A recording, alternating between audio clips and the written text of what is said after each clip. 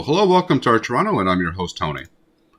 The Toronto Transit Commission recently confirmed that many of the retired Scarborough SRT vehicles are heading to Detroit to help support its People Mover system.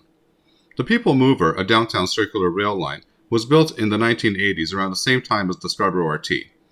Due to the unique and now outdated technology of the SRT, the Detroit system aligns well with these older vehicles and parts, which makes this arrangement particularly beneficial for them. Since Detroit still uses the same technology, the transfer offers a cost-effective way to maintain their People Mover, which would otherwise need custom-manufactured components that are costly and difficult to source. The irony here to me lies in the image of Toronto's old, often problematic transit cars finding a second life in another city.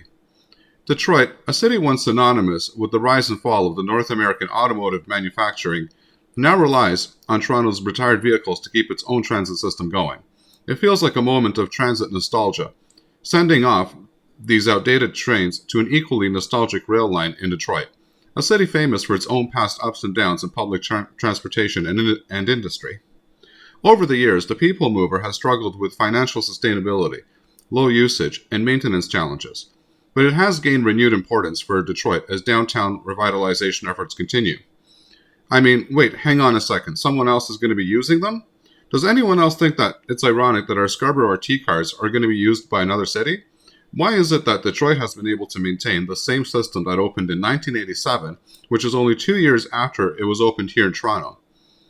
Toronto has already started the deconstruction of the old SRT infrastructure to make way for a dedicated bus corridor until the Scarborough subway extension is complete. Meanwhile, sending these cars to Detroit is a practical decision.